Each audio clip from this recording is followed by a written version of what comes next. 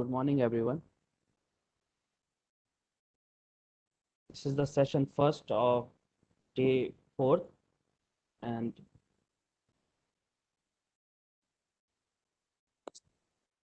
I would like to welcome Dr. Syed Kaleem Afroz Zaidi Sahab, one of the senior faculty members of our institute, to kindly welcome the resource person and chair this session. Dr. Syed Kaleem Afroz Zaidi Sahab.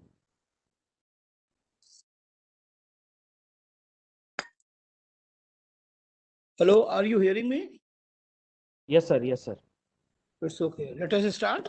Yes, sir. Yes, sir. Oh, thank you very much, Mr. Danish. And dear participants, a very warm good morning and a assalamu alaikum to everyone.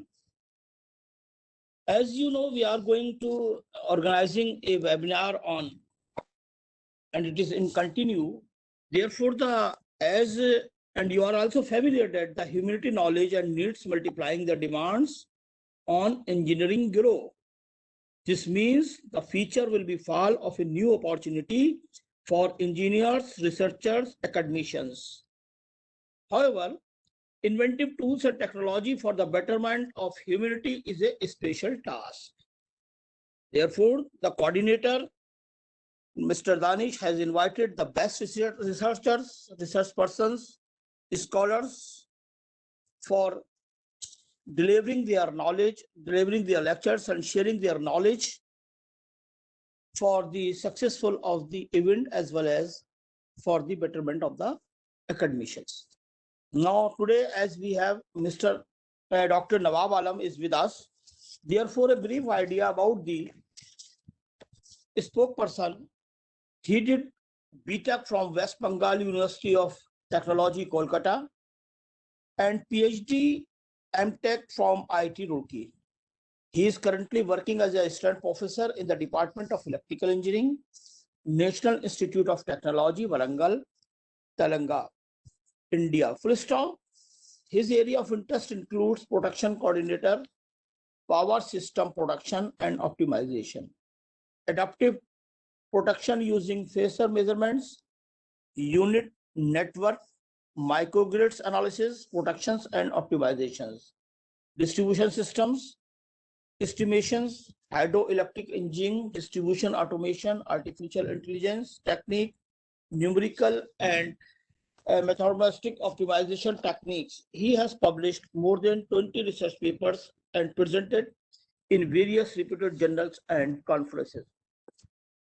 Now, I request to Dr. Nawab Alam to share their knowledge on optimization techniques using MATLAB.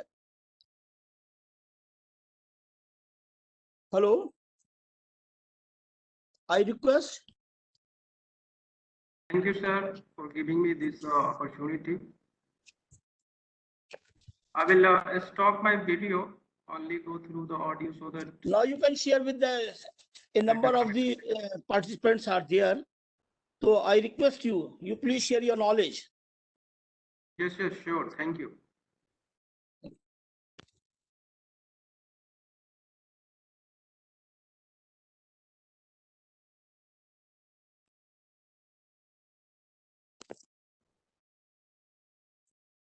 Mr. Danish, can you confirm my slide is visible? Yes, your slide is visible.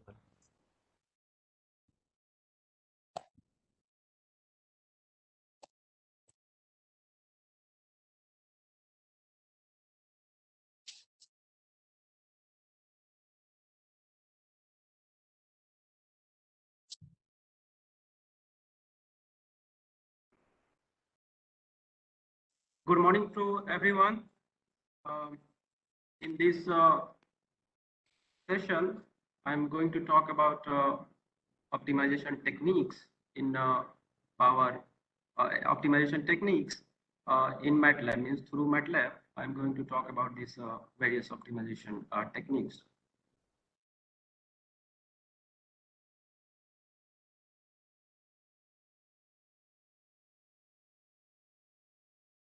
Okay, these are the outlines of my presentation.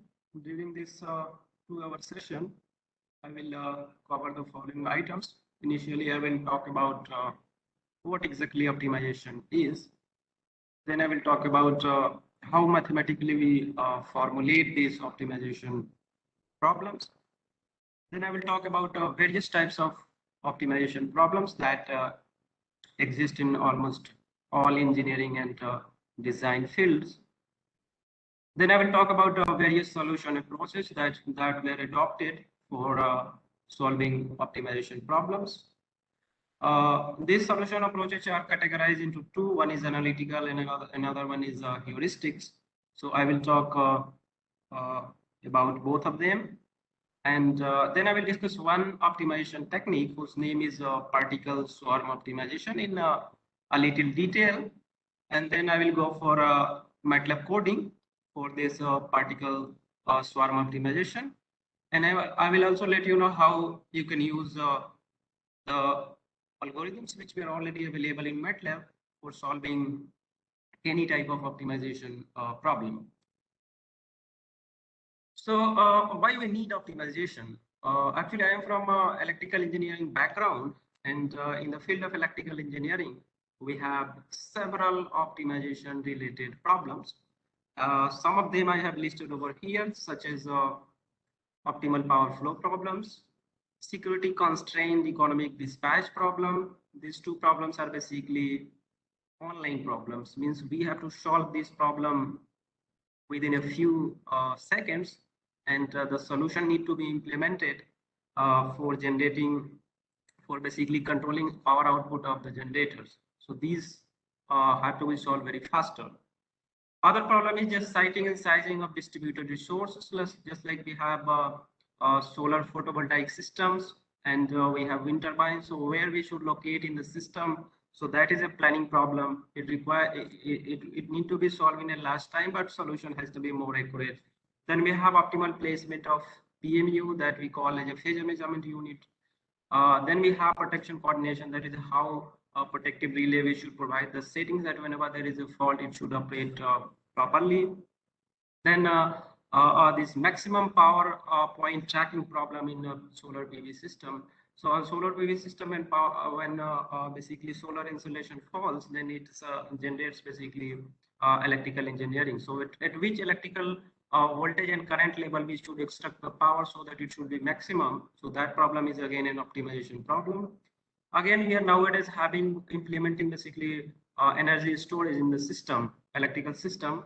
So how much size should be there for energy storage so that we can optimally, means in a less cost, we can store more and more energy. So that is again planning problem. Then again, we have electrical vehicle charging infrastructure, means at which location we should develop so that it would be convenient for the people as well, and also it should be convenient for electrical infrastructure to allow such a heavy withdrawal of loads. Again, demand response means how optimally we can basically control our loads, etc., and then optimal energy. So these are some of basically optimization problem of electrical engineering. There may be in other mechanical, civil, computer science, electronics. In almost all engineering stream, we have so many optimization related problems, and to solve them, we need some very strong optimization techniques. And sometimes for different optimization problem, we need different techniques because the same techniques may not be able to solve all types of problems. So now coming to our basic discussion, that what is optimization. So of course, whenever we have some new thing in our mind, then first we do is what? We should go to the Google and try to search what its meaning so that we can get at least some basic idea then what this term is supposed to be. So of course, when you search this term optimization in the Google, so Google will answer you that it is basically the action of making best or most effective use of a situation or resource. So this is something by which you can give an idea that it is something which is going to give you the maximum benefit from a given situation, whatever may be that situation. Within that situation, it is going to give you something the best possible in that particular situation. So going into more specific, this optimization is the mathematical discipline which is concerned with finding the maximum or minimum value of functions subjected to constraints.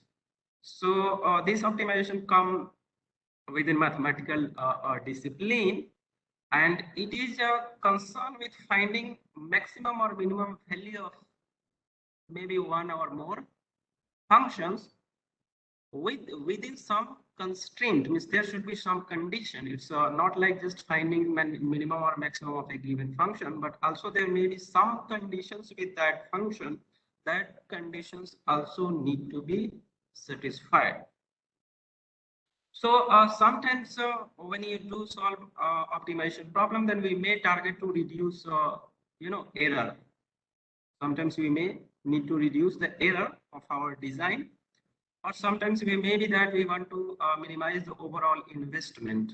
So cost we want to basically minimize, or error we want to minimize. So if a problem is of say cost or error function related, then such optimization problem we term as a minimization problem, because our objective is here that the cost should be minimum or error of the design should be minimum. If the function is concerned related to accuracy or related to profit, then we would like to get more profit, or we want to have more accurate function or more accurate design. So such types of problem we term as a maximization problem, where maximization is our objective. So if I say about the optimization in a very short, then optimization is about finding the minimum or maximum value of any function while satisfying a given set of constraints, or constraints we also call as a conditions.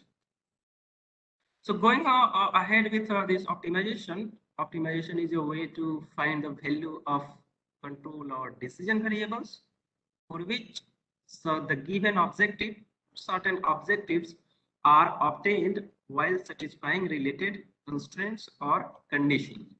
So here let us suppose that we have one function. So that function is dependent on certain variables. That variables we call as a control or decision variables. So our objective is to find out suitable value of those control variables or decision variable in such a way that our objective, if it is minimization, that function get minimized. If it's maximization, then function get maximized. So that control or decision variables value we have to find out. So in the optimization, we have one objective function. So objective function is basically our aim, that may be either maximizing or minimizing a function. And this basically objective function is the actual representation of the problem that we have, and it is in terms of a function, mathematical function. And that constraint or condition is basically the set of the other requirements along with the objectives need to be met. So that basically we call as a constraint.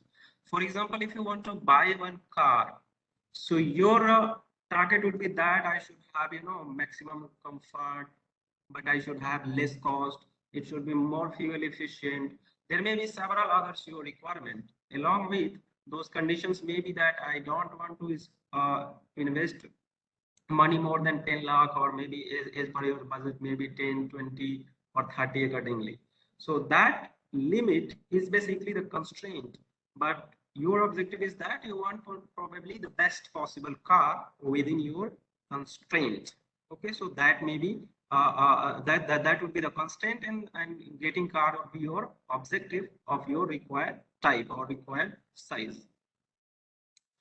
So unless we will discuss everything in linguistic, we basically just not get exact idea. But when we come to mathematics and we talk in certain mathematical functions or certain equations or certain number, then understanding become very easier, because mathematics numbers we can understand very easily, but maximum, minimum, those kind of words are very linguistic, so that we cannot understand properly. So here I'm going to discuss a very small optimization problem. The problem is that I have one function that is x1 square plus x2 square. I want these to be minimum, but the condition is that this x1 must be within plus minus 10, x2 is also within plus minus 10.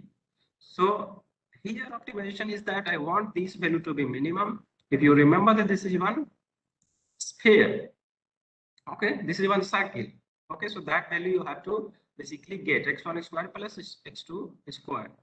So if we try to get this minimum value of this x1 square plus x2 square, then we know that this is these two terms are basically non-negative terms, so its minimum value would be 0. So at what x1 and x2 we get this minimum value of their sum. So in this particular case, it would be basically 0, 0. And here is the plot, okay.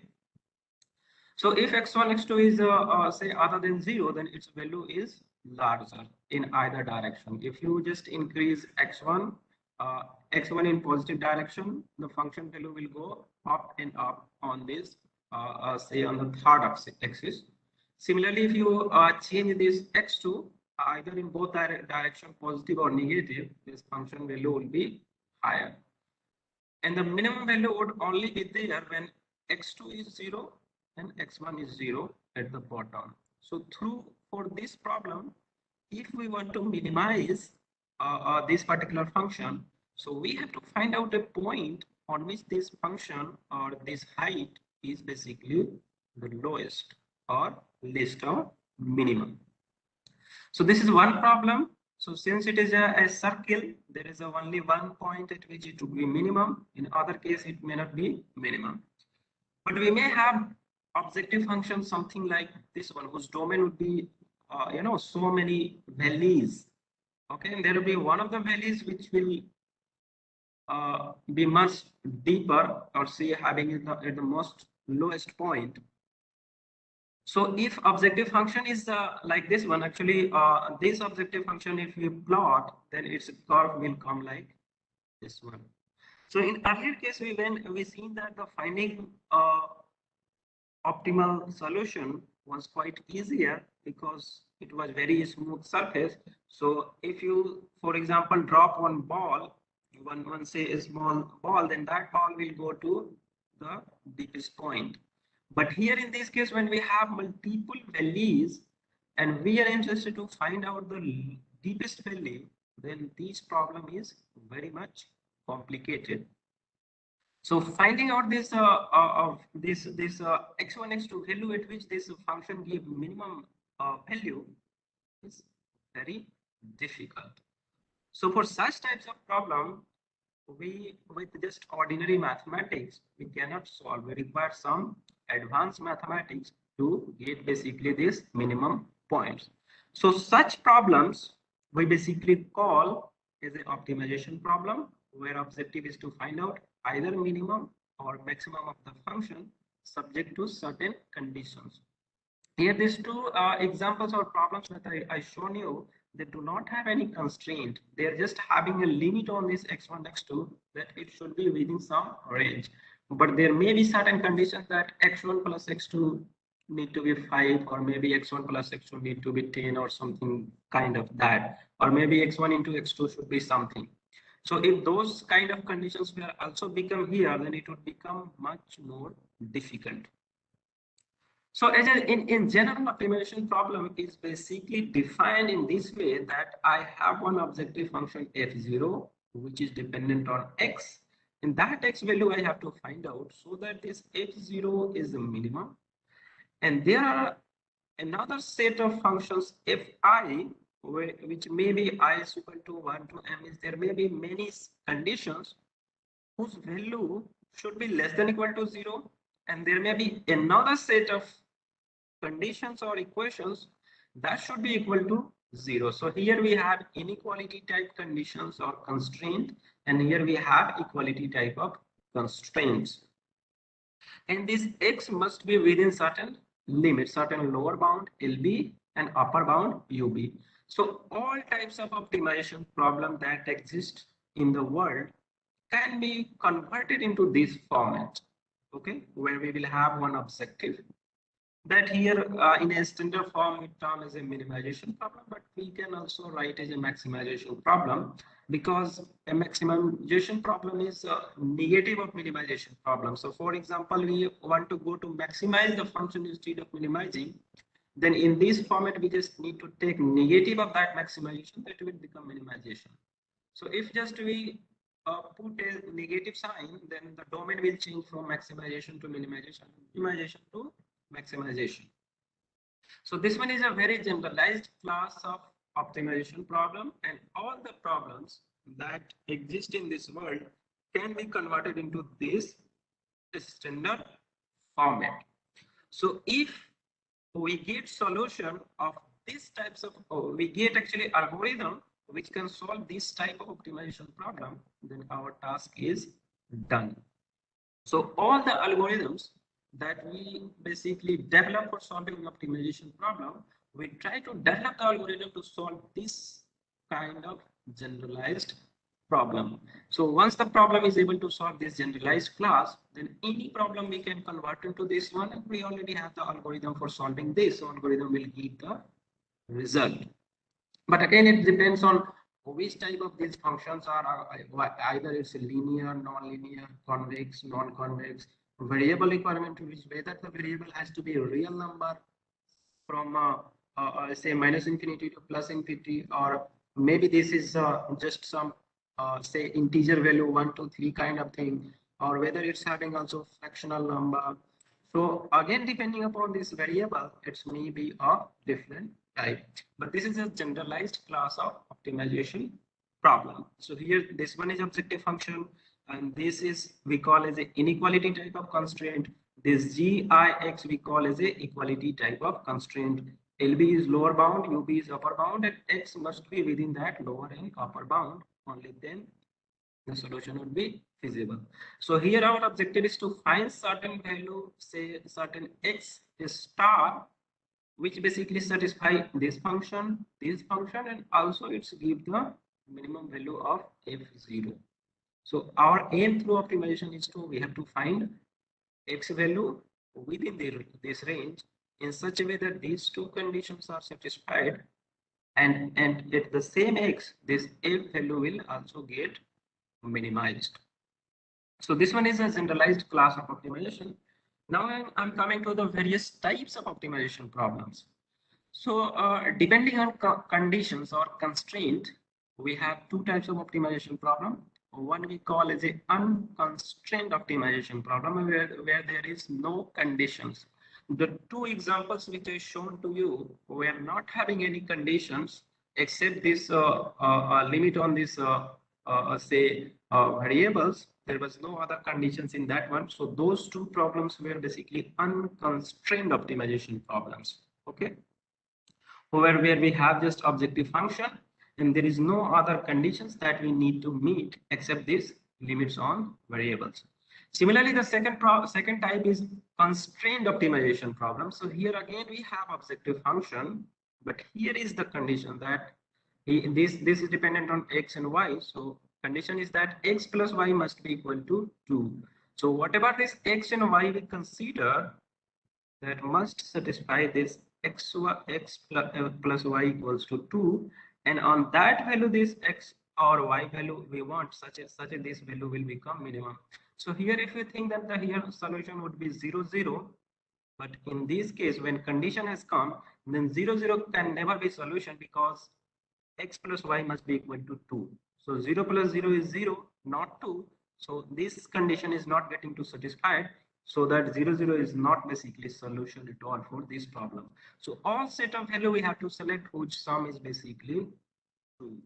Okay, and X and Y both are more than 0, and also at that value this has to be minimum. So this type of problem, when condition is there, we call it a constraint problem. Other problem is depending on basically nature of objective function and constraint. So in earlier case we seen that a square term were there. So those square term normally do not exist in linear kind of programming. So if our objective function is linear, say the power of variables are 1, no two variables getting multiplied, and there is no 1 by x kind of things. Okay, so if there is equations are linear, both objective function as well as a constraint, then we call such problem as a linear programming problem or linear optimization problem. Similarly, the other case we call it as a nonlinear programming problem if either objective function or constraint are nonlinear in nature. So here we see that here objective function is nonlinear. Why nonlinear? Because here x we have power, y also have power. So here objective function is nonlinear. This constraint that is written as subject to is a linear, but since any one of them is non-linear, so this problem is termed as a non-linear programming problem. Again, if I talk about the constraint, so this one is also having a constraint. So this is linear but constraint optimization problem. This is non-linear, condition is there, so non-linear constraint optimization is there. So depending upon nature, whether linear or linear, we have two types: linear optimization and non-linear optimization problem. There is a more generalized classification of optimization problem, which we call as a convex programming problem and non-convex programming problem. In the convex programming problem, actually, if we plot their domain of the problem, so domain would be something like, you know, closed area. And this area, if you plot one straight line from any 2 points, okay, if you take one point this side, another point this side, and plot one straight line, so that straight line will always pass only on that basically a straight line will touch only 2 points in this area at the boundaries. No third point will come into their domain.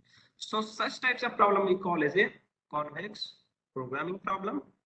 But if we draw a straight line, for example, here, if I draw a straight line like this one, okay, so we see that this straight line is going to touch more than 2 points within the domain.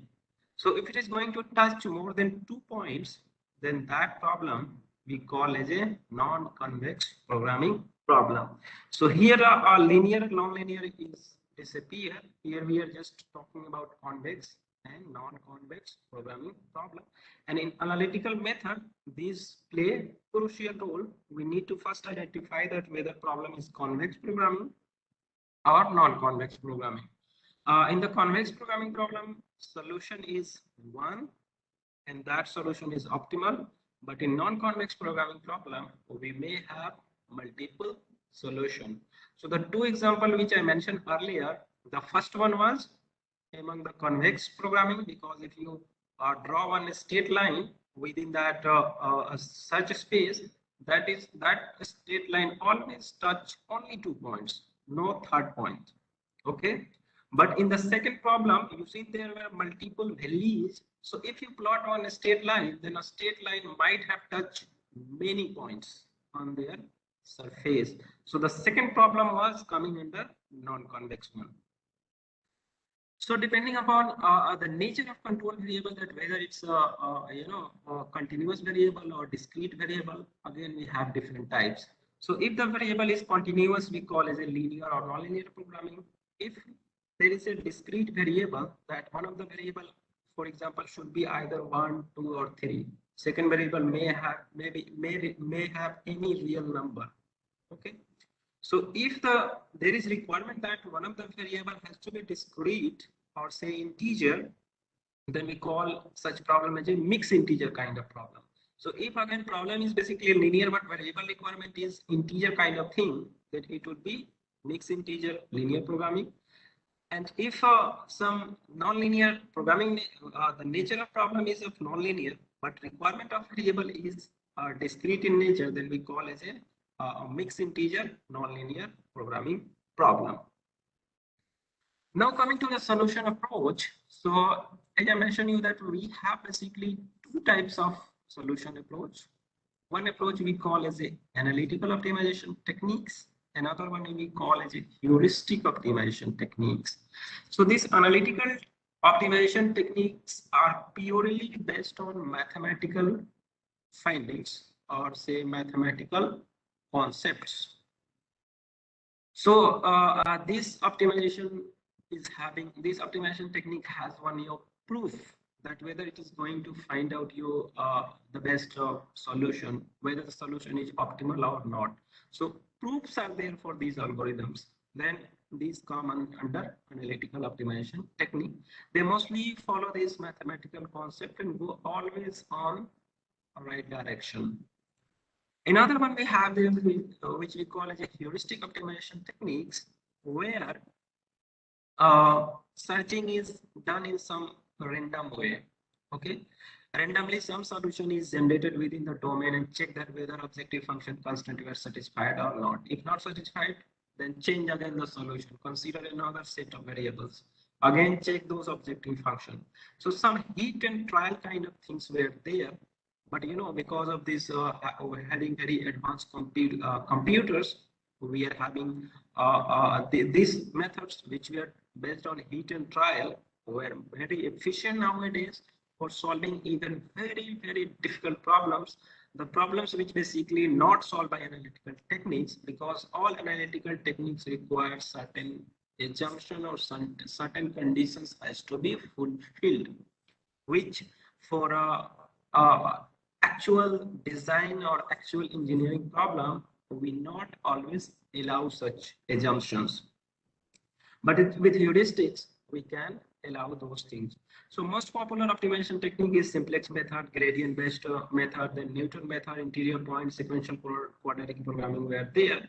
And among this heuristic optimization technique, very popular method is genetic algorithm, particle swarm optimization, which I will discuss in detail, differential evolution, harmony search, and biography based optimization techniques were there. Also, there are several other heuristic optimization techniques, but not all are very good or very efficient to solving all types of optimization problems. So as mentioned that depending upon nature of objective function and constraint, it may be linear programming or non-linear programming problem. So the method, if linear programming is there, then simplex and dual simplex kind of methods were used. If non-linear programming problem is there, then sequential quadratic programming is a very popular method which we use for solving those problems. If it is a convex or a convex type of problem, then simplex, dual simplex, sometimes interior point method were also used. And if it is non-convex programming problem, then interior point and the sequential quadratic programming is used for solving this problem. And solution of this non-convex programming problem is not always optimal unless all the conditions were met while solving this problem. Okay, but these problems were only applied when we have a continuous variable. If any requirement is there for discrete variable, then none of this algorithm would be used. So if the nature of control variable is say something kind of discrete variable, then for discrete variable the problem will become mixed integer kind of problem, and for them we have branch and bound method and we have cutting plane method, and these methods were well explored. Their algorithm has already been developed, and there are so many commercial software packages were available which we can use to solve this kind of problem. So here is something that solving this kind of problem, firstly when we have linear programming or non-linear programming, is quite easier, but solving this mixed integer kind of problem is very difficult and very time consuming, because all possible those discrete nature we have to solve. But here in case of linear or non-linear, you do not need to solve at all point. Apply certain algorithm based on the gradient, it will find the right direction where objective function would be increasing nature or decreasing nature, and got the point in a few iterations. But in mixed integer kind of things, it may take millions of iterations to solve a problem. So this it is really very challenging to solve this mixed integer kind of problem. As I mentioned that it requires millions of iterations and possibility to check at all possible value, and there is no well explored mathematical concept through which we can easily get the solution. So as I mentioned you earlier that these algorithms which I mentioned here is well explored, and several researchers have tried to develop different types of algorithm for solving a general class of problem which I defined earlier. So if we have MATLAB, which were very popular, and mostly at the academic, we use this MATLAB extensively. Other one is AMPL. We have another software package. We have games. Then we have CPLX, YALMI, Opti Toolbox. We have Opti Toolbox is freely available, which integrate with MATLAB, and this some of the algorithms which is available in MPL, Game, CPLX, or YALMI. All these algorithms are there in Opti Toolbox. So once you get this, it's a original version, freely available toolbox only provide you few facilities, but if you buy their commercial package, then in commercial package this all means a solver would be there, and it will integrate with your MATLAB, and you can use all those algorithms for solving any type of optimization problem.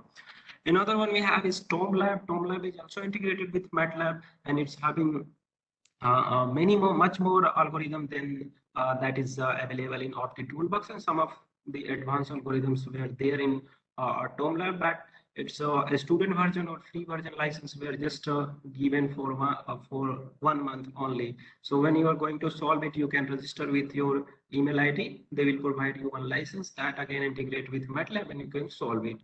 Another one which you have, which is developed by basically Stanford University and this Stephen Boyd, Professor Stephen Boyd team, that is CVX, so convex optimization kind of problem. So these package again attached with MATLAB and solve it.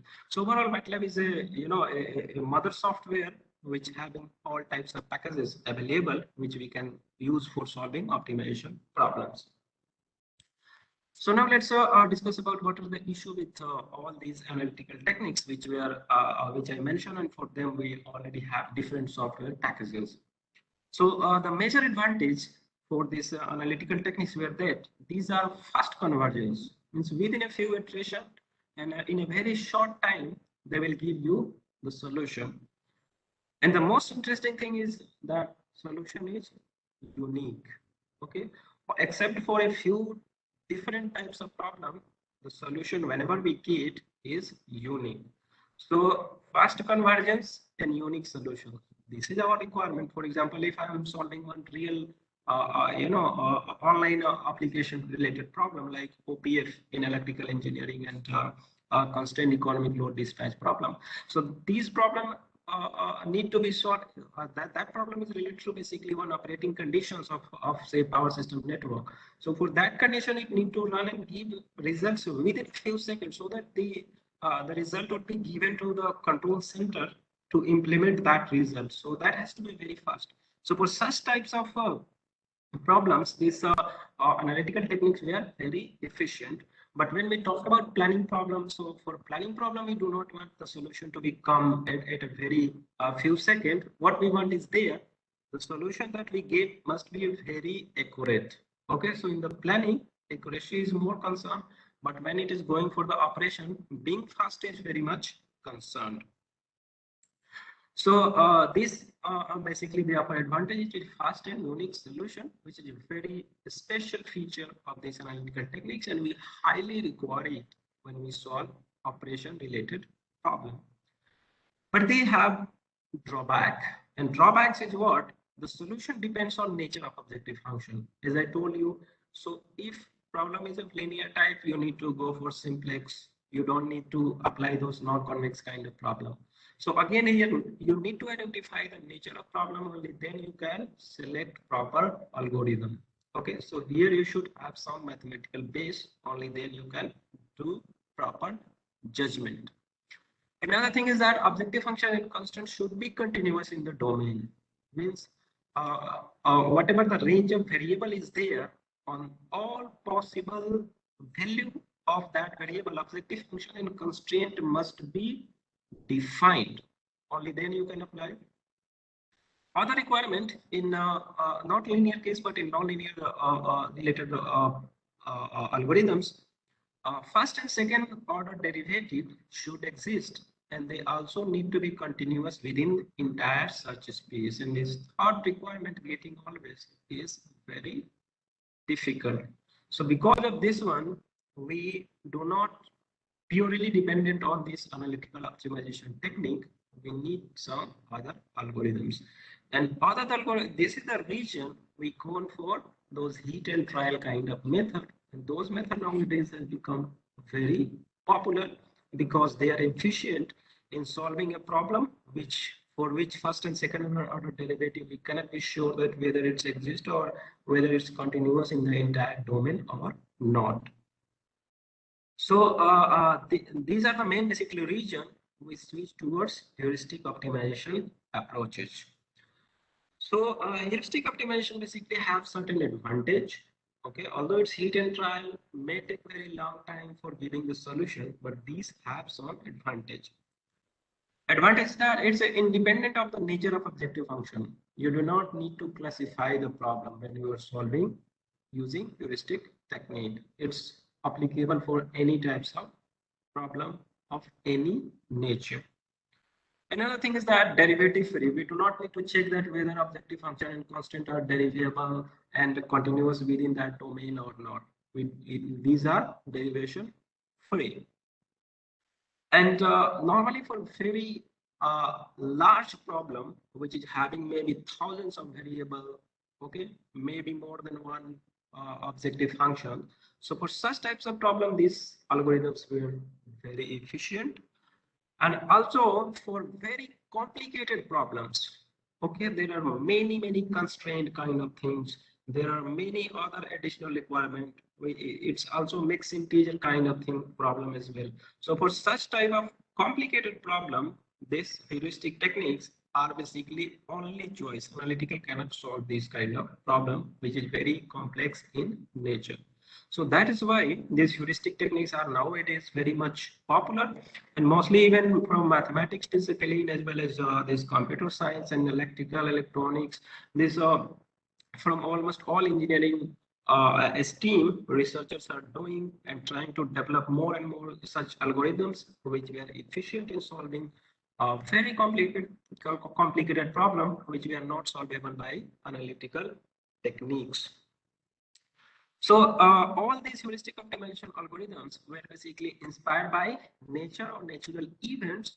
As a result, we call these algorithms as nature-inspired algorithms. So nature-inspired algorithm, why we call? Because these algorithms were inspired by some natural process that happen along with us.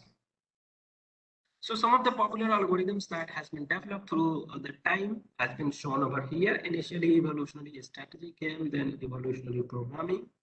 In 1975, these genetic algorithms were come, and these genetic algorithms during this 90s, lots of research were done, and IIT Kanpur did extremely good research on genetic algorithm, and they were developed to develop algorithm which were much more advanced. Again, those were version of this genetic algorithm which were nowadays very popular throughout the world. Then we have simulated annealing, tabu search. So these genetic algorithms, simulated annealing, tabu search, these were there in MATLAB. They were already in MATLAB. Their algorithms have been written code where there only what you need to learn is that how you can use them. So only that part you need to learn, and these algorithms were already available. For understanding their mathematical concept, you may need to learn if you are particularly working with very complicated problem. So on that, it will help once you know how its basically algorithm works, so that you can have proper control over there and do proper tuning. In 1985, these particles form a differential evolution will come, which basically revolutionize this heuristic optimization technique. And nowadays, these particles form differential evolution and genetic algorithm were extremely popular for solving almost all type of engineering problem. And similarly, we have different other algorithms. Here only up to 2010 I have shown, but there are many algorithms which have even came after this 2010. Not all of them are quite popular or quite effective in solving complicated problem, but many of them are still means good enough to be acceptable. Another thing we call here is that heuristic and meta-heuristic. So heuristic is a very much say generalized term, and meta-heuristic is some of the algorithms among these all heuristics algorithm which we are able to solve any type of problem but heuristic problems is quite generalized, and not all, if say algorithm is dependent on nature of objective function and constant, then that problem may come under heuristic class, and meta-heuristic algorithm is basically the one which is having ability to solve all types of optimization problem. Now, if you come under this meta-heuristic optimization technique, so these are again two types of, they broadly classified in two categories. One we call as a evolutionary algorithm, which were basically dependent on, again, both of these are dependent on natural process, but this evolutionary is dependent on some kind of evolution strategy that exists in various species. For example, genetic algorithm is dependent on our genes, how basically they form, means how a man or woman or maybe two different species get generated. So that is there. Again, we have evolutionary programming, evolutionary strategy, differential evolution. So these were dependent on some evolution strategy. For example, if you think of Charles Darwin concept, so according to that concept, this human just was not in the beginning. They were just get because of evolution, some new species came, new species come, and after evolution one, at the end, human beings were came into existing according to that concept. So those kind of concepts were behind one set of algorithms. Another set of algorithm is basically swarm intelligence based. Swarm we call for a group. So if a group is involved and making certain decision, for example, when you want to do something, then if you may not be able to take a correct decision, then what you do? You invite your friends, some of 4, 5, or 10 friends, and then put your problem to them, and they will provide one solution based on the discussion, and then you go for that one. So all these algorithms which are based on some group kind of intelligence, some group decision, or some group based planning, then we categorize them into as a swarm intelligence based algorithm, or these are basically group search. So one is based on evolutionary strategy, another one is based on group search. So among this group search, we have ant colony, ant not alone do anything. There may be many more. Again, this particle swarm, there may be many particles that were came together and do it, then seeker and harmonious search. These all were basically swarm intelligence algorithms. So here, some of the algorithms which are very popular, as I said you earlier, that genetic algorithm, particle swarm, differential evolution. So these three are extremely popular for solving almost all types of engineering problems, and even very good research papers you find on these algorithms they were using for solving their different types of problem. Also, these are also popular for solving some types of optimization problem. So what are basically the process involved in this heuristic kind of optimization technique is that we initially generate one set of solutions. Maybe, for example, if you're going for solving that two variable problem, so within that plus minus 10, their set of some solution would be generated. For example, let's say 10 set of solution were generated. In first set, maybe 2, 3, another 4, 1, 2, those kind of sets of solution would be there. Then we do some process to change those values. So after doing some process with value basically change, okay, and after that change value, we try to basically update the initialized value, and for updating what we do, we try to evaluate this objective function and check that whether conditions and conditions are satisfying and objective function is getting fulfilled or not. If it is fulfilling, then we select that and do again the process. If do not basically satisfy those conditions and do not basically move towards our objective, then such solution will basically discard and generate another one. Okay, so this process will continue unless some say stopping criteria is satisfied. Once the stopping criteria is satisfied, then we basically print the result. So this is a very generalized class which we are basically applied in all types of heuristics algorithm. Only the concept of doing process and updating would be different, but overall their main concepts are moved within this three types of processes. Their name may be different.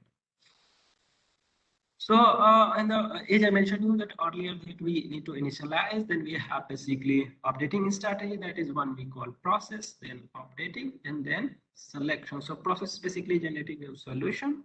Updating is fine tuning, means doing some additional operations, and selection is accepting or rejecting whether the solution is acceptable or not. Then we have a stopping criteria. If the stopping criteria is satisfied, then we basically paint the result. We got the solution. So some of the issue are always there with heuristic optimization technique, which were basically not the case with analytical. And those issue will term in a 4 terms. One is exploration, then we have exploitation, then premature convergence, then stagnation. So one by one, I give some light on these terms. One is exploration, means searching has to be done within entire area. For example, if you want to find this say one of the department of your university, let us suppose that you want to search a very civil department. So if you even enter from the main gate and not move very faster, just go slower, then it will take huge time for you to find out civil engineering department. So exploration, what is that you should be faster and search entire universe, entire area, entire search space. Only then you will be able to find. So this says that at each iteration, your steep size should be larger. Only then you can explore the entire search space where solution exists. Okay. So in this say example, your target is that you need to find civil engineering department. So if you move faster, then you can find out this civil engineering department very easily. So a step size you should be larger, means you should move faster within this entire search space, then you can definitely get. Another thing is that exploitation. Okay. Now let's suppose that you find the civil engineering department, but you want to search a particular say student. Okay. So if you want to search a particular student and move it very faster, then you may not find that student. So what is happen that again, if your objective is within some targeted area, then your step size should be smaller. Only then you would be able to find out. Now you know that the student to the concern is in this within the civil department. Then you should go to BTech class, MTech class, etc., and then search one by one locally. Then you can find out. But if you are knowing that potential solution is in this area and moving faster, then you may leave the civil department and go to some other department where you do not find the student. Okay. So exploitation is basically searching locally, means concentrating on a small area where you know that solution is within that particular area. Okay, so in other case, what was exploiting the entire search space, and here it is showing that you should concentrate on some targeted area as well. So, but these two terms are basically contradictory to each other. One is saying that move faster, larger step. Another one is saying that no, you should move slower, but within that some targeted area. So in this two exploitation or exploration, you need to meet one consensus or one compromise. So a step size you need to select properly, and that again depends on different types of problem. Means it is very much problem specific. So that is why here your intelligence and expertise work when you work with any heuristic optimization technique. When your solution is not getting proper, then you should basically control a step size of that particular algorithm. Then you can get the solution. Another thing is that premature convergence. Okay, you define your problem very well in the standard format. You are also using already explored algorithms. Say example, you are using MATLAB code. Okay, MATLAB based algorithm, not your own detailed code, so that it might having some problem. But what is happening that when you are trying to run it, it's taking just few iterations, saying that solution is obtain those kind of things in getting converged earlier. But the solution is not the one which it should have been. For example, your objective is to minimize x1 square plus x2 square. So you know that solution should be 0, 0. But here it's not giving you 0, 0. Okay. So again here, what that problem we call is a premature convergence. Convergence is there, but not at the correct optimal points. Solution is optimal. So here with the stopping criteria would be the issue. So here stopping criteria you need to change, and also some parameters of the algorithm need to tune properly so that this do not converge unless optimal solution is found out. The fourth term is basically we call as a stagnation. Means everything is well, algorithm is running well, but it is continued running and not giving the solution. So such type of problem we call as a stagnation, means not improving solution. Algorithm is running continuously, but solution is not getting converged.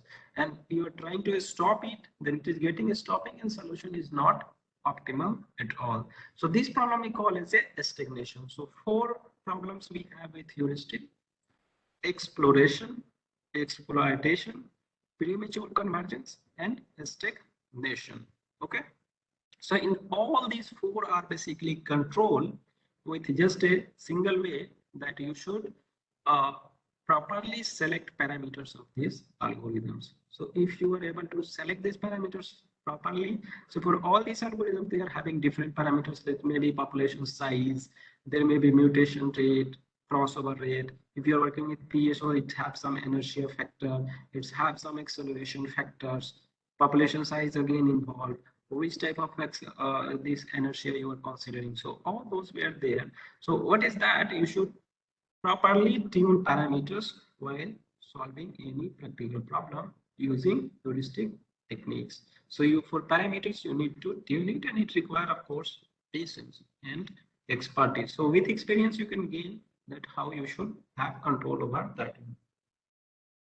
Now I will discuss about this particle swarm optimization. I will try to complete this within 20 to 25 minutes, so that the remaining part I will use on MATLAB code, and also solving your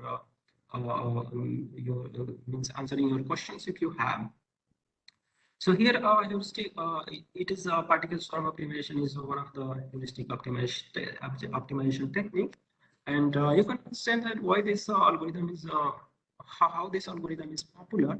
So if you search this algorithm in the IEEE database for that, IEEE is basically for electrical, electronics, computer science, etc. engineering. This is the main, you know, main basically research or say publication platform where top class of research articles were published over there.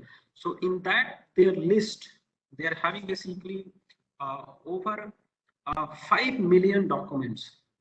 Over these 5 million research articles they have, and if we basically sort them according to the most cited article first, then we see that this particle swarm optimization comes to the third number, and citation for this article is over 21,000. Citation what represents that? Citation represents that these many other research papers have used or mentioned about this concept or these papers. Okay. So here also there are 45 patents which has been developed based on this algorithm. Means those patents I have mentioned about this algorithm. So you can imagine that how popular this algorithm is in the field of engineering on just one of these say publication platform. If you go to some other platform like Xavier, again you find that that PSO is having some considerable position, while as long as citation or popularity is concerned. So now coming about some basic details about this PSO. So PSO is a nature-inspired swarm intelligence. Okay, it's nature-inspired. Of course, all algorithms are nature-inspired, but it comes under swarm intelligence-based heuristic optimization technique that is developed by James Kennedy and Russell Everhart in 1995. So one of these persons was electrical engineering, another one was computer science. Okay, so both work together for almost 3 years, and then they come with this algorithm. This PSO is inspired by fish schooling and birds flocking, which I'll mention you shortly. This PSO it's a swarm intelligence based. So one of the swarm say item or one of the swarm element we call it a particles. So each particles in this search space move with a velocity to reach optimal position, which results to satisfy their needs. Okay, so if they are fish, then fish will move in the search space with a certain velocity to get their food. Maybe similar thing is there with the birds. Another thing is that is each particle in the swarm keeps one memory of their best position held. Swarm also have the means overall group know that what was their best position obtained so far. So that is the best one. So best memory held by each particle we call as a P-best or personal best of the swarm. Best memory held by the entire group of fish or group of these birds we call as a G-best or global best, global position of the swarm. And the new position means next position of those each particle within the swarm is guided by two mathematical equations. So deriving these two equations, they came these two basically professors take almost 3 years to develop these two mathematical equations. That equations basically guide the particles to move in certain direction.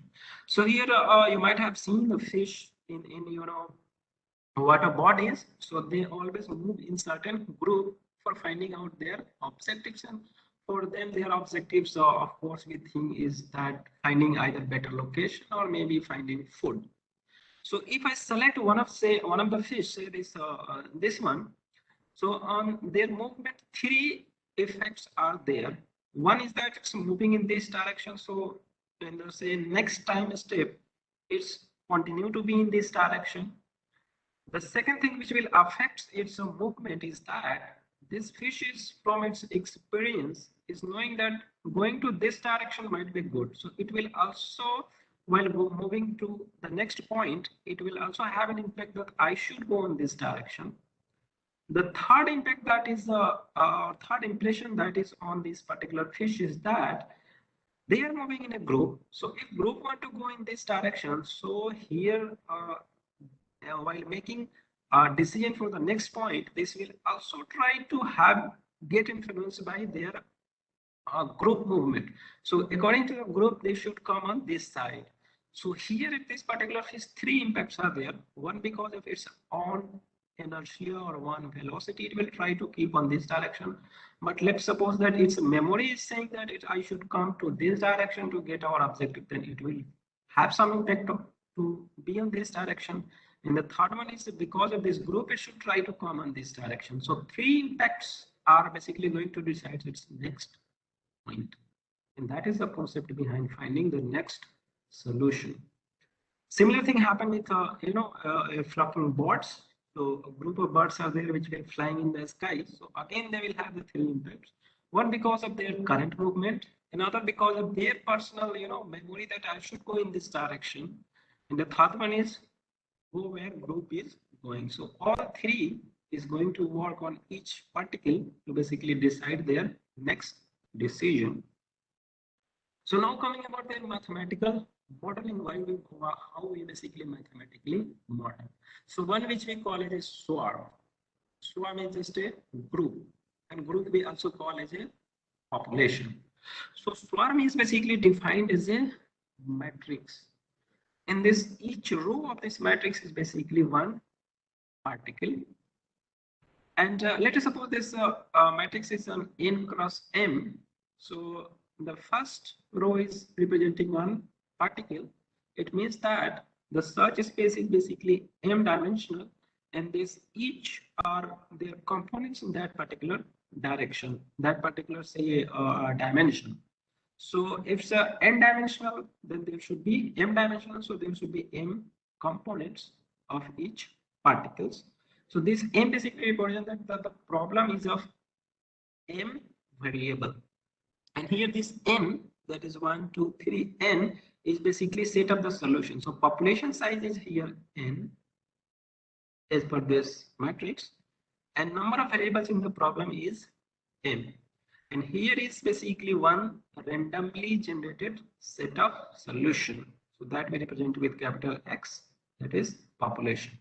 Again, corresponding to each component, the particle will also have the velocity. So velocity is also of the same size. So each particle have their velocity in that particular dimension. Okay, so here we swarm have this velocity. Another thing is that is each particle knowing their best position. So best position, if we decompose into different dimensions. So again, this size would be m cross n. Here is also m cross n cross m. Here is also n cross m. Okay, and now overall best position would be the best position of the swarm, or just one of which we are in the best position of that entire swarm. So one of these p best is basically g best, which we call as a global best position of those particles. So its size would be 1 cross m. Okay, this is one particle among them at a particular iteration will have the best position. So each particle is basically one row. So one row is represented over here. So ith particle will be xi. If you take one index I, then it should represent one row vector of this matrix. So this one is basically representation of swarm, its velocity, its personal memory or personal best position, and this overall global position of the swarm at a particular iteration. So that's the swarm which we are flying in the sky. We have mathematically modeled them using some matrices, and we know that we are good enough to process with these matrices in any programming language or with mathematical concept. We have to emerge on another one. So each time what we do, we try to basically update this population, okay, by based on this velocity, personal best and g best to get the new x value. And in this x value, we try to calculate this objective function or constraint or say fitness function, and then we check that whether you are moving in the right direction or not. So as I mentioned, the search mechanism is something that initially particle is at this position. Because of its velocity, it will try to move on this direction. Because of its personal opinion, it try to move in this direction. And because of overall group best position, it will try to move on this direction. So this three dotted line basically influence its movement. And because of this, this three influence, in the next iteration or next time step, it will come to this point. So initially we will evaluate objective function at this point, and then we evaluate with this new point. If new point is better, then we just move from here to here. If it's not, then the next time again we do it, and again we find some other point over here, and slowly at each iteration we will try to move towards our function is satisfied or our objective is met. So the mathematically this with this say representation, the next point as per this PSO is find out this velocity we multiply with one factor called inertia. This personal based or global based position, global based impact were taken as p based minus this current position, and we multiply this one with a random number r1 and one factor which we call as acceleration factor c1. Similarly, we do with the second global based term, so that is the third term. So these collectively again will generate next velocity point, and velocity point will basically move the particle from one point to another point in certain direction. So whatever this velocity we get, we add to the position and get this new position. So do not think that this velocity is a rate of change of position with respect to time. Here velocity is just the difference of these two positions with respect to iteration. So this this position and velocity both have the same dimension, so they can be added. And of course, this is math. This is a computer programming, not physics. So don't think that velocity and physics and velocity and position cannot be added. Here they represent the same thing, so that is why they can be added. So here this next position we get, and for the next position means the next those components of the vector objective function, and if you evaluate it and check that whether they are satisfying, they are moving into correct direction or not. If it is moving into correct direction, we will accept it. Otherwise, we will again basically do the process and generate this random number. So this time random number would be different because random number always is different when we generate in MATLAB. So this R1, R2 would be different. So now this next and this V would be different. And if we add in the X, then we get, of course, this new X. So there is chances of improvement. So because we use this random number, we call such a method as a hit and trial. Okay, because each time it would be different, so position would be different. That there is a possibility of improvement, and based on those possibility, basically these algorithms work. So that is about how we basically define. The other is to update this personal best and global best point. So how we basically update this personal best, we basically have one fitness function. Fitness function is basically objective function plus condition into one factor. So we are having one linearity point, one less than equal to another one we have equal to type of constant, so that factor we multiply. So if this constant were not satisfied, then this fitness value objective function plus those additional constant term will also come into picture. So instead of minimizing, it will basically maximize those problems. So if we go into wrong direction, objective function will become larger, which is not required. But if those conditions were satisfied, then those two terms would be the minimum, those two terms would be zero. So objective function at that time get minimized, which is basically our objective. So initially we put this function and try if this condition is satisfied, then p-best is basically updated with the current position. And if not, then older p-best is basically retained. Similar done with the g-best. The best each new positions. At each new position, we evaluate objective function and compare that whether it's less than the g-best, which is already there with the swarm, means current best position of the swarm is better than the previous or not. If it is better than previous, then we basically g-best update with the current best of the swarm. Okay, and if not, then older g-best we retained. Okay, so in likewise, each time we basically X update, and it should go continuously. And once our criteria is get satisfied, then we will converge. So of course, for this one we require some stopping criteria. Either it's a maximum iteration, or maybe some tolerance level we reach, or maybe the combination of both. So once this is satisfied, then we just use to stop. So here is basically flow chart of this PSO. Initially we set parameter of PSO, or we basically initialize this particle position and velocity as I shown you through this mathematical modeling. Then we evaluate fitness function for each particle, p-best, g-best, and then we here start iteration. Initially we update velocity and position using those two equations. Then again we evaluate objective function and check that whether this and then evaluate this one.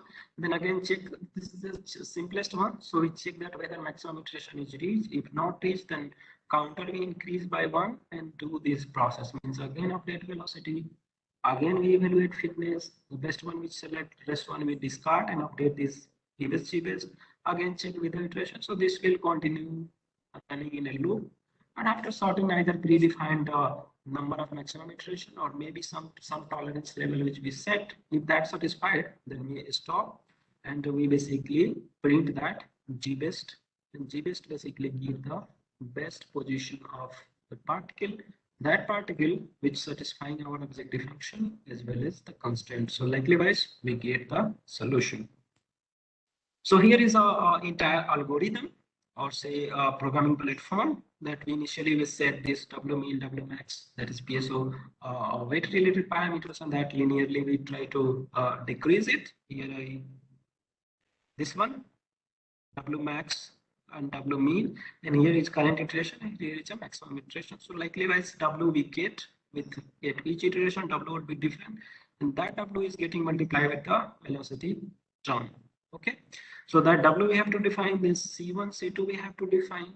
Okay, and then we, of course, we will have this initial velocity and initial positions. Then we find this, then we select this p-best and g-best and do the process. So W mean, W max, C1, C2 of PSO we defined. Then we initialized X and V matrices, and then we set iteration count. First we evaluate basically this fitness function, and based on that we basically select this p-best initially we set as the population, and g-best will select one of the best particle with the randomly generated solution. Then at this k value we find this W is the equation I mentioned, Then we try to calculate this velocity of this each particle, or I and j. I, j are the two basically for loops. So in that loop, we calculate v, and then that v we add with the x and give this new x. On new this x, that is xk plus 1. Here we have just x I vector k, and here we have x I vector k plus 1. So with k iteration, we calculate. So for each particle, we calculate fitness function. We first try to find out the best particle. So that the best particle at this new position, that is xk plus 1. And then we update this p best. So p best is basically updating the entire swarm population. So the p best for 1 by 1, if it is less than their previous, then we update that. And for g best, this is the current best position, that is x b1 k plus 1, that x corresponding to that value, it would be f b1 k plus 1 is compared with the older this f value at b, that is f bk. If it is satisfied, then that particular p best or x value would be basically g best, and set b will be b1. If not, then b will remain the older one, and g best will remain the g best one, that is the older one at k. So if updated are getting better, then kth plus 1 we putting into g best plus 1. If not, then older g best we retain. That g best k plus 1 will become g best k, which was at the earlier position. So normally at each iteration this get updated, means always it should mostly satisfy this quantity. And then we check about this stopping criteria. If this stopping criteria gets satisfied, we will stop. If not, then we go to sixth step, means here we just update this w, do the process, and it will continue. One solution converts, then we get this gk. Just like I mentioned that heuristic, there are some problems. Of course, here this exploration, exploitation, premature convergence, and stagnation, all those 4 problems are also there with PSO. So what we do is that we should tune the parameters properly. Means parameter need to be tuned. And here these parameters are C1, C2, W, iteration count is the maximum iteration, and also this population size. So sometimes we make population size larger. Some types of problem it's help, and so for sometimes a problem small population size also helps. So population size means more number of birds are there. Okay, and it means that the more number of rows are there in the population or x vector. Similarly, row would be more, then the correspondingly its velocity will be more, population this p best will be more, g best will be only 1.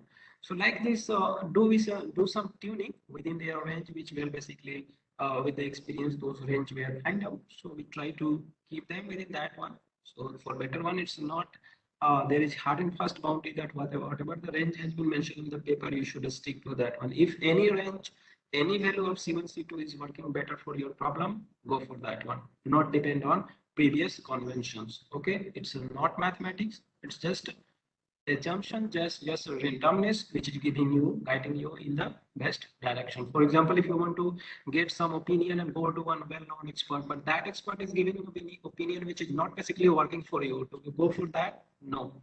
But if you go to some, some say some gully boy or some unintelligent people, and you share them problem, but that person is giving you a correct opinion, that is according to you what is working well, then you will go for that one. So here it's not matter that what earlier people have shared, what works for you, you go for it. So that is the flexibility over here.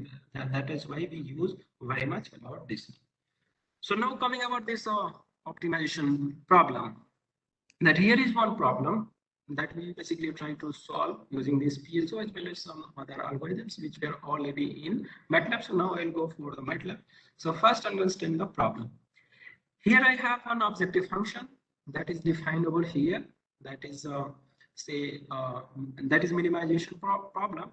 That is tan 1 minus x1 square plus 22 minus x2 whole square plus 30 into 3 minus x3 whole square. So that I want to get minimize, subject to condition is that x1 plus x2 plus x3 must be less than equal to 5.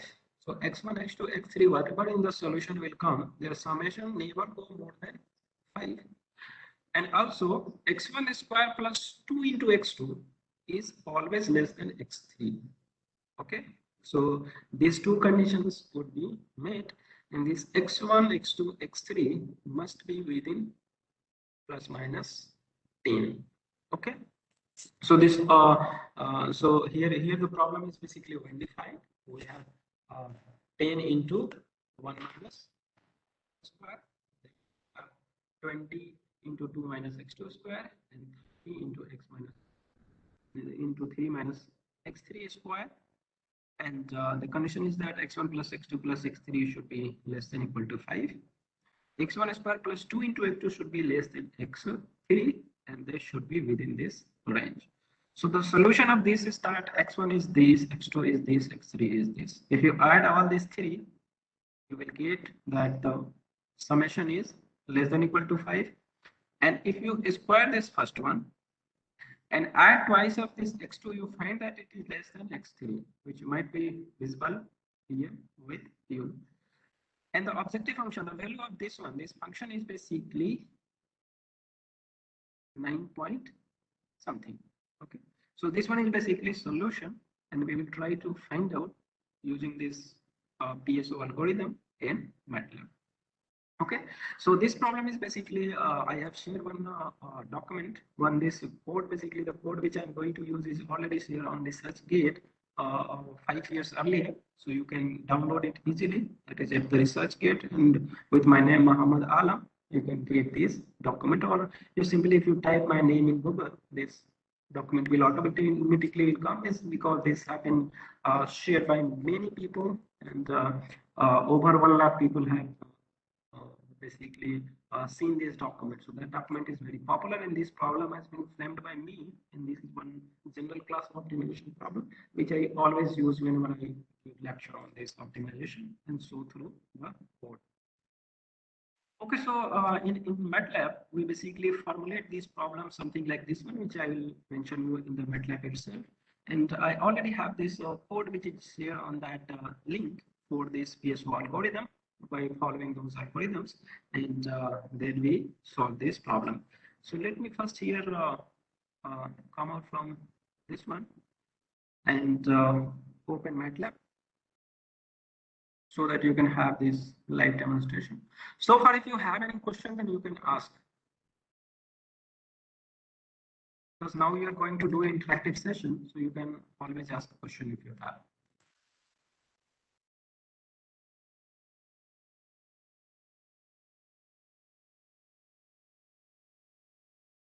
So here MATLAB I have open.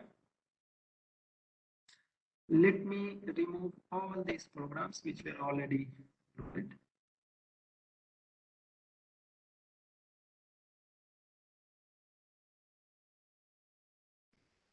Participants can raise hand if they have any question, or they can write in the chat box.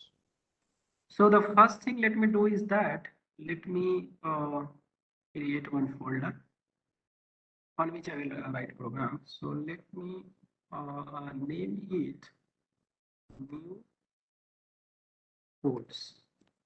So with the new codes, I have make one folder here. So here we can see that currently There is one question from the participant.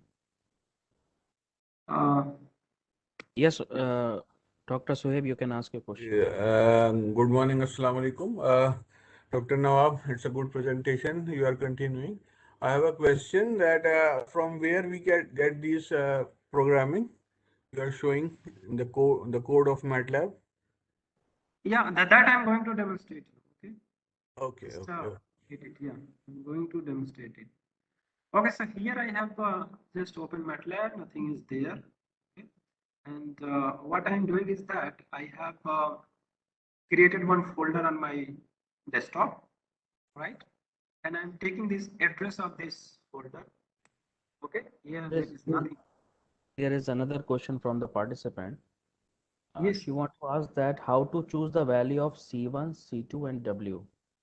Yes, C1, C2 actually for a problem. Normally, one range has been given that C1 and C2 should be near about 2.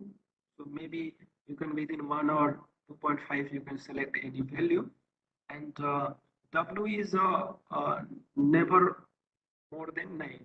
So within 0.1 to 0.9 we can select this value of W. I'm just through the programming I will explain these things, how we can show and how they are basically impacting the solution that we can have. So first let me link my folder with MATLAB. So I have copied the address of my folder and linked with MATLAB. So here we see there is nothing in my folder. Okay. So now I'm going to write down that problem. So here I have opened one MATLAB script file, and here I'm going to define the. Sir, your screen is not visible. Oh, sorry.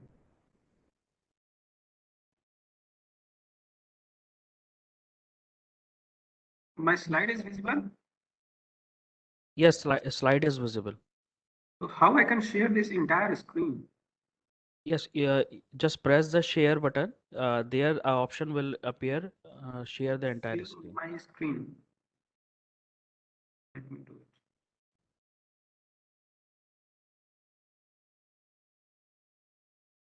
So MATLAB is visible. Yes, now MATLAB is visible. So what I did is that first let me go from starting. Here I have created one new folder. Okay, this folder I have nothing. I have just copied the address of this folder and went to MATLAB and link this folder. Okay, so copy that address, paste here and just enter. So now in my folder, whatever thing is there here displaying. So when we see we have nothing. So the first thing is that we have to define problem. Okay. So here in the this first initially I'm going to copy just, and then for other problem I will give you demonstration how we can write. So problem here, the one which I have shown here, that this is objective function and here is the constraint. So this problem I have defined already. For this problem basically I have written the code which need to be written. So I'm just copying this code from here and then explain you how I do it. So I just copied this function file and paste it over here. Okay. So here I have defined function. That is one style of defining function in MATLAB. So we write function and then function name, that is output name of this function I have kept as f, and name of this function is my ofun, and this ofun is dependent on basically x. So here output is f, input is x, and what are their relation? So relation is the one which is given in the problem. Relation is here. So this value I am representing with objective function. So I have turned this as a OF in the MATLAB. So here is OF. OF is 10 into x1 minus 1 is kind of problem. I have written 1 minus x1. So that's whatever written over here. So it's nothing going to not affect anything. Either it's 1 minus x1 or x1 square or x1 minus 1 square. Okay, because mathematically it will remain the same. The second term is 20 into x2 minus 2 whole square and 30 into x3 minus 3 whole square. So this was the objective function which we want to be minimized. The condition what was there, that x1 plus x2 plus x3 should be less than equal to 5. So for that one we basically try to write down it is a less than equal to 0. Can you recall my older slide in which I define this general class of optimization, that we have less than equality type constraint which we are calling as a inequality constraint. Okay, so x1 plus x2 plus x3 should be less than equal to 5. It should be, it means that x1 plus x2 plus x3 minus 5 should be less than equal to 0. So for C1 here, Cn has to be less than equal to 0. Then our solution will get satisfied. The second condition was that x1 square plus 2 into x2 should be less than equal to x3. It means, in other words, x2 square, x1 square plus 2 into x2 minus x3 should be less than equal to 0. So both these are inequality type of constraints. Okay. So here inequality type of constant we have written over here. So our target is that this C0 and C01 and C02 has to be less than equal to 0. Only then our solution get satisfied. So at some value of this, say x1, x2, x3, which we pass to this function, this C01 and C02 would be calculated. But if this C01 and C02 are less than 0, it's fine. But if it is more than 0, then it's we are going into wrong direction.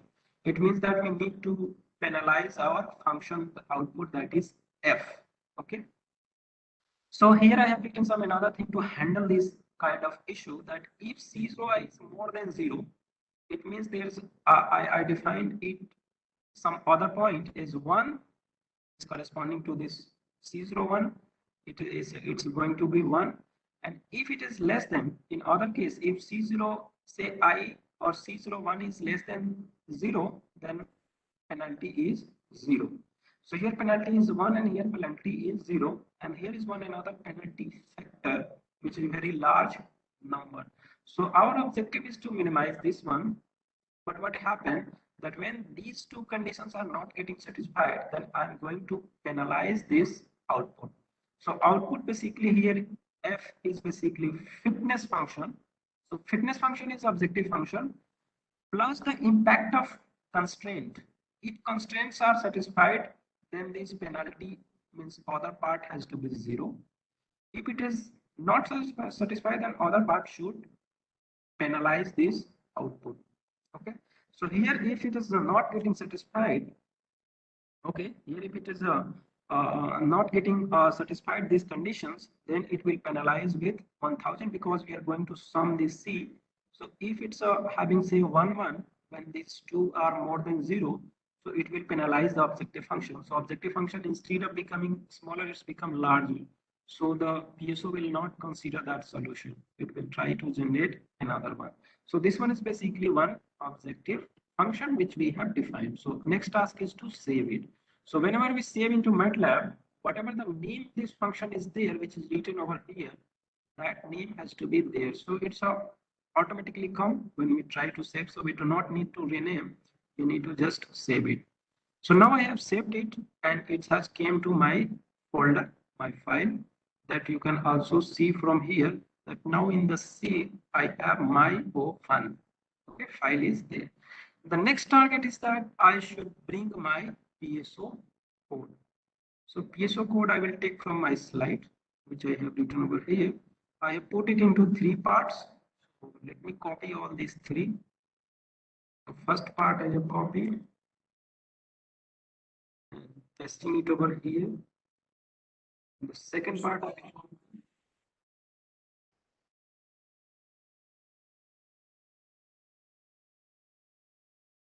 Paste it over here, and the third part I will also copy.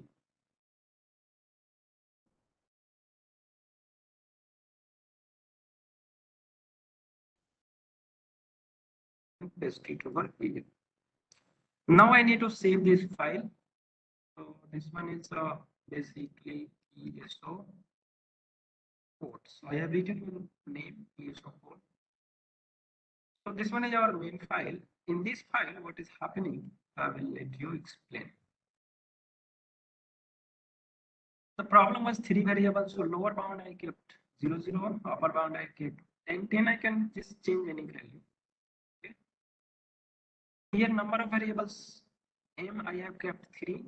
That is the matrix, and n I have taken as 100. Means number of particles are 100. Its components are 3. So it is basically 100 plus 3 matrix.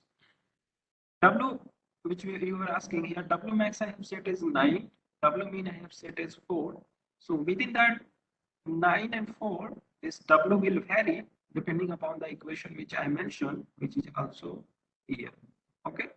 W is equal to dependent on W max minus W max into W mean into iteration by maximum. This what basically does is that it starting higher value of W is considered, that is the upper one, 0.9, here 9, and later on when it's reach maximum iteration, the W become minimum. So for that one, this equation basically written. So it's a linearly decreases as iteration proceeds. C1 and C2 I have considered 2, 2. You can consider this some value.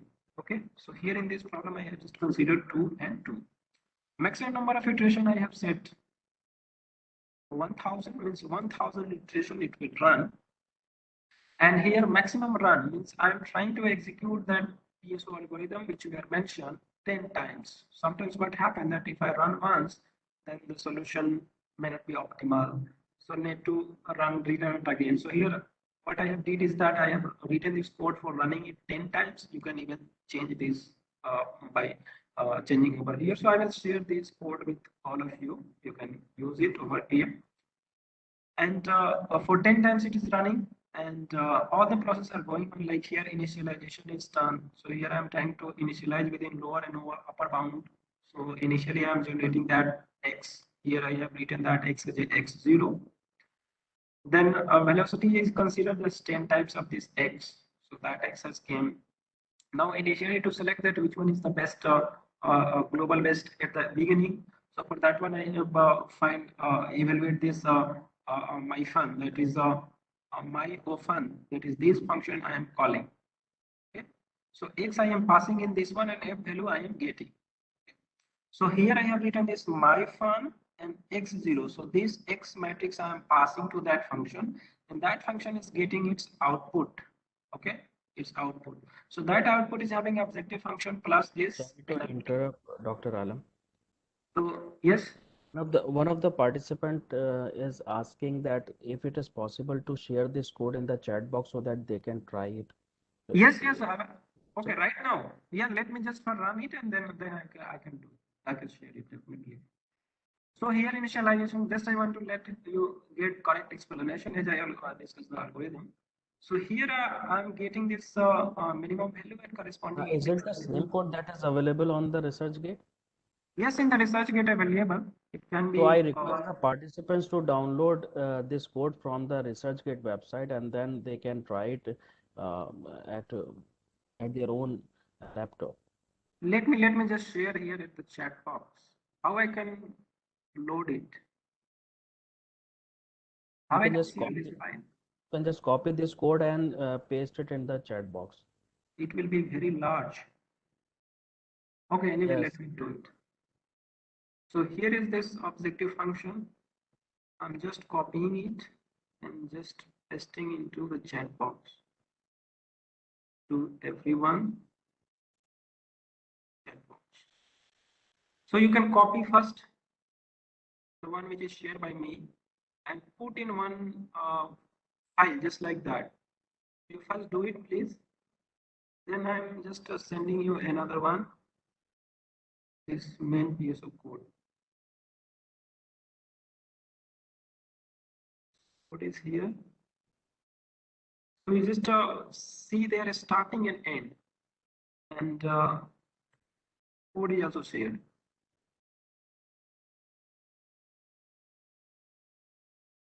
Okay, so both code and this I have shared. So you can identify from this TIC main PSO code file is there, and before that objective function was there up to this penalty. So if you copy from this penalty and go up to the function, then that would be basically up to here. If you copy this one, this would be function, and the other would be code. Okay, so you just bifurcate from function itself up to f. This would be one file, and the remaining part should be in the other file. So you can name anything from main PSO. You can name anything. Okay, so codes I have written, algorithm is part of the algorithm I discussed you. Everything is there, and then let me just execute it and see what's happening. So here I have just run it. So you can see it's on the command window. It is running. It will just end suddenly once the solution is found. Okay, so solution has converged, right? best function value, that is OF, this value is basically this 9 point something, and the best run is 7th. Means 7th run we are getting the best value, and the best value of variables are these, and these. Okay, so these value are the best output of this of the solution. So here this is x1, this is x2, and this one is x3. It have obtained after in the 7th run, and the best value of objective function is this one. So can you recall here?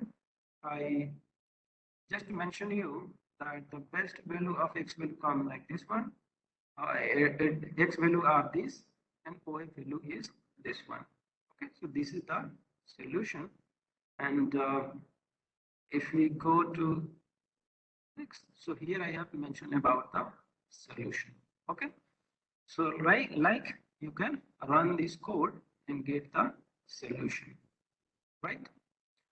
So now coming to the other, let me define some other problem. Rather, let me use the same problem and use MATLAB for solving this problem. So what I'm doing is that you just click on here. Okay, not possible here. You come to this app. Okay, in MATLAB, you might have in the editor. Now you need to come to this app. Then there is some optimization. So you click on optimization. Once you click on optimization, one MATLAB window will open that would be related to optimization. Okay. So here you will get this optimization toolbox that is made in MATLAB, and it is inherently with MATLAB. Whenever you have MATLAB, you will automatically have this one. So now coming about this, you see these different parts. So here we have different optimization solvers. Okay, starting from here, you can see this multi-objective goal attain, single variable, constant nonlinear, then this min-max optimization, unconstrained, constraint, semi-definite, nonlinear equation solving. So there are so many things. Okay, like simulated annealing, quadratic programming, pattern search, constraint, linear, nonlinear, all are there. Okay, most of them which I mentioned you are already available in MATLAB. Here is another very popular algorithm which we call as a genetic algorithm. Okay, so I'm selecting here genetic algorithm. I have selected now genetic. The thing is that now here I have to define fitness function. So fitness function, how I have defined? I have defined fitness function. I have defined here. Fitness function is my often x. So only x do not need to write, just need to my often need to place in the toolbox. So in the toolbox, I came here, written my often, but here that starting we always need to put at the rate. Okay, so this is basically indicating that this part is a function. I don't need to put x, let me remove this x. So my often I have put. Next, it is asking that the number of variables. How many variables are there? So in this problem, how many variables we have? 3. So 3 I have put. There are some other columns which were related to constraint. Okay, so there is equality type constraint, inequality, bounds. So bounds, we need to have those lower and upper bounds. Okay, so lower and upper bound we already have defined, but for your simplicity, let me define once again. So 0, 0, 0. 0, 0, 0 I have defined for all these 3 variable. Lower limit, upper limit, let me put as 10, 10, 10. That I have put. And it will be a non-linear constraint function. Here what is happening is that for PSO algorithm, I have defined this objective function and constraint in one file. So it is exactly giving you everything, objective function as well as a constant, and giving us penalty function. But here with PSO, with genetic algorithm in MATLAB, Flexibility is there that we can define this nonlinear constants separately, just like function, and put the name over here, then it will be done. Other thing it is asking that integer variable indices. So our x1, x2, three variables we have x1, x2, x3. Among three, we are considering these all three are real numbers. It can consider fractional part as well. So I'm not putting any index. Okay. So this one is basically I have loaded the problem or linked the problem. Other thing that you can see here is that in PS, in this genetic algorithm, there are several other settings which were provided by MATLAB. First is that if you select nothing from this one, then all default setting will come. So default setting, you understand, if population size is 50 default. If you want to change it, come here and write down anything. Let's say I'm writing. The population size now change. How this initial solution is basically generated, or initial population is generated. It's a default one. If you want some method, you can write down here and link the code just like here. With that one, it will be generated. Just like in PSO, I have generated using some equations. So similarly, their range, etc., need to be defined. Another thing is that selection criteria is associated with genetic algorithm, so that there are several options we can select. So let's say whatever is default over there, we can let it. Reproduction is associated with genetic algorithm, so reproduction is there. In PSO, we do not have reproduction kind of thing. Mutation is also there in genetic algorithm, so mutation, crossover, etc. So there are so many other factors where there, but I'm not interested in any one of them. What I'm interested is that I want to plot this best fitness and best individual. So these two I have tick one. And other thing that I want to show see on this window iteratively that how solutions are getting generated. Now I have selected this thing to be plotted, and let's just start this. So I have just start, you see here showing that optimization is running. So here optimization is running using this genetic algorithm in MATLAB. This one is showing basically best value of function, and here is the mean value. And you see these are the functions that different time step it's getting generated. 300 is basically maximum run that has been set. So this one is will stop, and these are the basically value of individual. That x1 value is here less than 1, x2 is within 1 and 2, and x3 is I think slightly more than 3. Okay, so here solution has a stop. Objective function value is this one. X1 is this, x2 is this, and x3 is this, right? Objective function is this one, so slightly more than PSO. In PSO, we have got better solution than this one for genetic learn. Let me go to this our command window of MATLAB. So in the command window here, these are the solution of genetic algorithm which I have shown.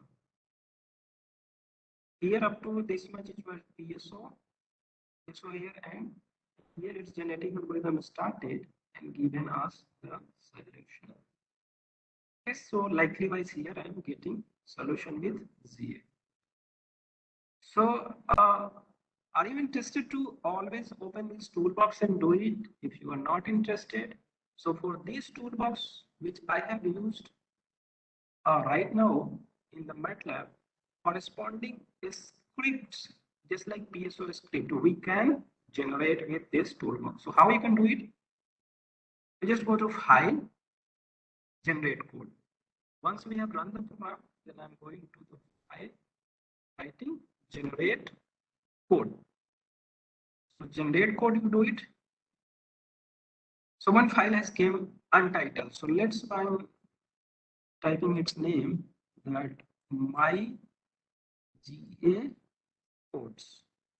Okay, so I have put on not put GA because GA with the GNF function is already there. You should put some different name. So my GA code I have written. So that my GA code has came here. Okay, but this is very much generalized and nothing has been mentioned about the problem. So that again I need to fix one. Okay. So some of the parts I want to delete from starting. I don't want it as a function. So let's say I have deleted it. Okay.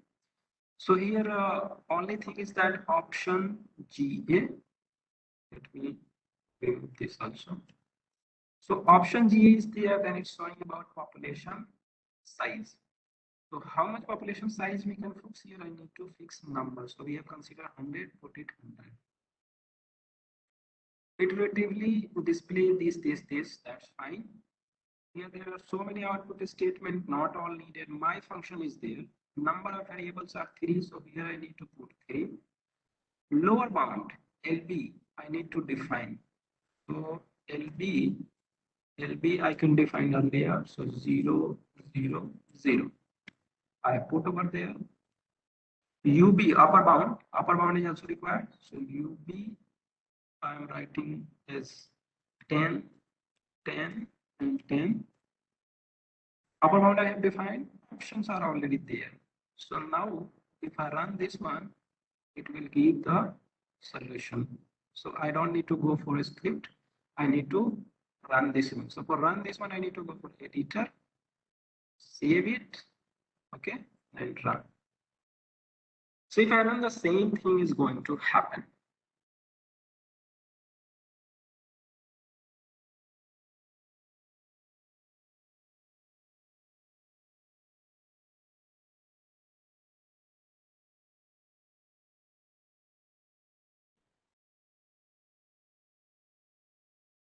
Right? So you can now run your program with this way. So you can, again, I share you this code in the chat box, and you just can try save this program in the same folder where you have written this M file, because my often is needed for this one. My often is there, so it should be in the same folder. So in the chat box, once again, I will share this file, this part, and you can check it. So here I have just shared you. So here it is showing number, but nothing is showing in the output. So output, you can see here X is basically giving you that best value, X1, X2, X3. Okay. Then FVAL, if you type, then you can get objective function value. So here again, it's coming slightly more than this one. Remaining are the other thing that will be of interest. In fact, you can write here X and FVAL. So this will basically display. If I run it again, value. So mind that each time when you run it, it will always give you different solutions. That is why we need to run it several times. So here you go on X value this, and F value is this one. So this was the same as PSO. Okay. So now PSO and GA both are giving the same result to that particular problem. So likewise, if you have different problems, then go to this my function and just update your problem. Objective function constraint. You don't need to update anything downside. You just need to define your problem over here and constraint over here. If you have many constraints, you write down all those over here. It will take care of that. Okay, so now I think I have clear everything. So here PSO completed. Final my concluding basic is that analytical optimization techniques were fast and give unique solution. Analytical were problem dependent and very expensive for solving mixed integer kind of problem. Heuristics were independent of the nature of problems, just like we seen over here. It's very efficient for solving large and complicated optimization problems. And these heuristics were best suited for real types of problem like PSO and GA. It can have ability to solve any kind of field related problem with any requirements. So this were all. Here is my email ID. You can note down. My faculty profile is there. So if you want more information, you can contact me.